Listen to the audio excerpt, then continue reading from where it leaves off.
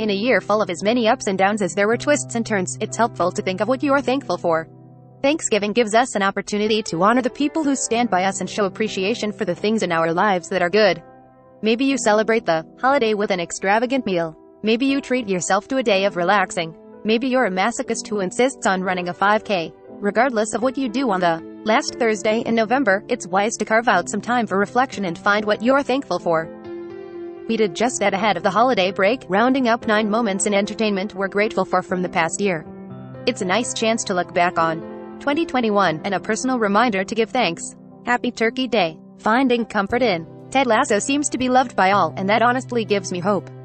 My partner is not a big TV guy. While I can happily binge 30 episodes of something I kind of enjoy because I've been promised it gets good later on, he has about 3 shows in any given year he genuinely enjoys and looks forward to, and the rest of the time, he'd rather be out of the house. It's an extra tough break when you're stuck indoors with not that much else to do, other than watch TV. So when a Delta outbreak plunged Sydney into nearly 4 months of yet another citywide lockdown, we were extremely fortunate to have timed it near perfectly with the 2nd season of Ted Lasso.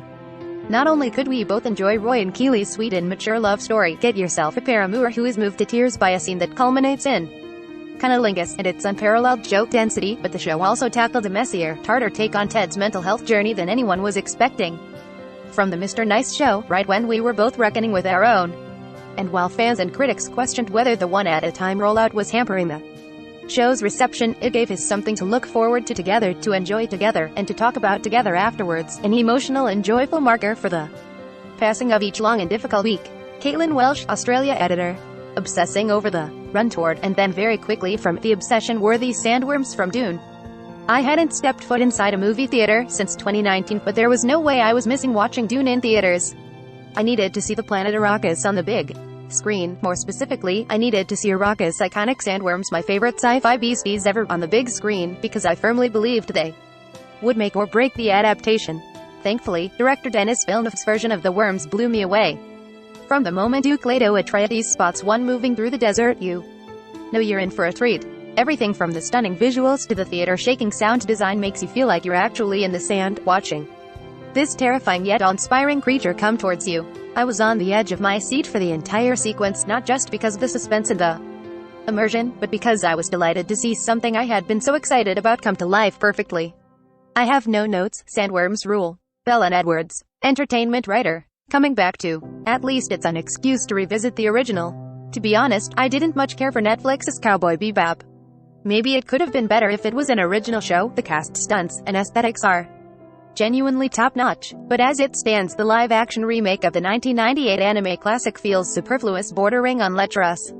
That said, the series release was still a highlight in my year. I am truly grateful to the reboot for giving the streaming world an excuse to watch the original again. I started a few months ago with my boyfriend, watching episodes here and there. Each time we sat down to start another was a blast. In building anticipation for the reboot, Netflix also built nostalgia for its inspiration, having the show's arrival to look forward to gave me, and I am sure plenty of others, the deadline needed to finally start a rewatch. It's only 26 episodes. You should do it. I was delighted to find the show I'd watched as a kid on Adult Swim was just as spectacular as I'd remembered. Spike, Jet Faye, and Ed are still the likable weirdos anchoring some of the best anime ever. Honestly, I'd watch a season 2 of the live action just to get the joy of that realization again. Allison Foreman, entertainment reporter. Seeing it was so brief, but so beautiful. When Fast and Furious went to space, I knew the movies were back. Theater had been shuttered for months. Audiences had curled up into the comfort of watching premieres from their couches. But there are just some things you need to see on the big screen with a crowd of strangers. F9 delivered, not only bringing us another chapter in the outlandish saga of snarling drag racers turned globe-trekking thieves turned more or less superheroes, but also by taking their high-octane vehicular antics to the final frontier. Director Justin Lin knew exactly what he was doing, cutting from the cacophony chaos of the earthbound climatic car chase to the vastness and silence of space. It was comedic brilliance that let us all in on the joke. Every time, the audience exploded with laughter, those deep belly laughs that shake your whole body. We shook together, made a community by the great catharsis of go big or go home entertainment cinema. It was silly and stupid, but also sacred. Christy Puchko, deputy entertainment editor. Returning to, your weekends are complete again. The Sunday scaries temporarily became a thing of the past when Succession Sundays made their triumphant return in October. I take great comfort in knowing that fans of the satirical HBO dramedy all end their weekends in the same way. We sit at home, we get an adrenaline rush from Nicholas Britell's Fire theme song, and we put reality on hold for an hour to check in with L to the OG and D fam. It's a truly uniting, almost transcendent experience. Every episode of Succession is, for lack of a more apt description, a brand new shit show at the fuck factory that'll leave you wanting more. Will Greg ever understand Twitter? Will Roman and Jerry ever bang? Is Kendall okay? And who in the world will get that kiss from Daddy? Succession provides no shortage of questions, theories, and standout lines to discuss, and the discourse goes down every Monday. Can confirm, chatting about the show with fellow fans is almost as thrilling as watching Nicole Gallucci, senior editor, making, okay, this might be the coolest social distancing activity out there. The coolest entertainment thing I did all year was a pair of full-blown escape rooms in Minecraft. One with an Indiana Jones meets Creeper theme, titled Temple of Boom, and one with a Saw theme and some appropriately jarring twists along the way. Each one has a story, puzzles, and an energetic host, who is Elsa, Mad Redstone Wizard responsible for the 2 rooms, and the founder of our server.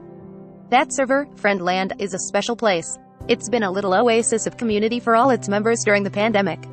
We have activities there, like a theme park and a working casino. But the escape rooms are on another level. Our amazing friend invented this impossible thing that none of us had ever imagined before in Minecraft, completely from scratch. He built the game within a game as a gift to us and to himself.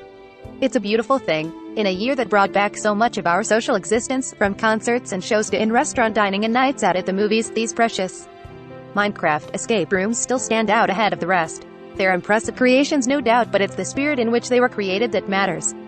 Maredumi, the pandemic helped us all see our personal connections in this world just a little more clearly, and I wouldn't trade Friendland's ongoing, evolving gift of community for anything. Adam Rosenberg, senior entertainment editor. Binging rom-coms long distance for the holidays. A new tradition out of a big ol' bummer of a time. Right before 2020, one of my best friends moved across the country. Then the pandemic hit, so visiting her was out of the question. We stumbled on a pretty fun idea though, regular nights where we would watch just the cheesiest, dumbest romantic comedies that we could find on Netflix. Yes, many of them were holiday themed. We finagled it so we had our laptops doing a Google Hangout and then would push play on Netflix at same time. Then, we'd unmute ourselves when we needed to comment on the dumb character choices, or the obvious romance setups, or the cringe Y-friend who is doing the most. It was a total delight, and a pretty decent replica of all the IRL movie outings we used to do together. Lots of pandemic-era stuff will hopefully stay firmly in the past, but a commitment to a cross-country movie night, I hope that remains a sweet new holiday tradition. Princess Switch 3, here we come. Aaron Strecker, entertainment editor. Seeing Sam's new suit in. It's a great moment, even if the show was a mess. The Falcon and the Winter Soldier wasn't a perfect TV show. As a transitional story that shifted the mantle of the Star-Spangled Man from Steve Rogers' shoulders to Sam Wilson's, it had to confront dark social realities in a way that the rest of this year's Disney Marvel shows didn't have to. Seeing Isaiah Bradley, a character I never thought the MCU would touch, sit down and have a conversation with Sam Wilson about blackness and heroism made Sam's eventual debut as Captain America so much more impactful. I don't think I would have been as gratified by Sam's first shield-crashing, window-kicking, badass moment if they hadn't addressed what a black Captain America would actually mean. There's more that could have been said about Sam's impact in the finale, but I have hope that the MCU will give Captain America plenty to say in the future. Alexis Ned, senior entertainment reporter. Rewatching. Never too soon to rewatch a masterpiece. I was nervous about moving back in with my parents during the pandemic, but it ended up being a massive comfort. Part of our routine was gathering in front of the TV together every night to watch something. Before Superstore ended on March 25, 2021, I rewatched the pilot and got my parents hooked in the process. A day after I sobbed through the series finale, I dove right back in from the beginning and fell in love with Superstore all over, now with my parents along for the ride. We've watched a lot together, but Superstore was the rare thing we all loved. While my dad wanted to binge as many episodes as possible in an evening, my mom wanted to spread them out and savor the journey. My only requirement was that I be out of town when they reached the finale, and I failed. My Cloud9 family meshed perfectly with my real family. Even though I watched Superstore live for years, my favorite memories of watching it will be these ones. Promo Koslab, entertainment reporter.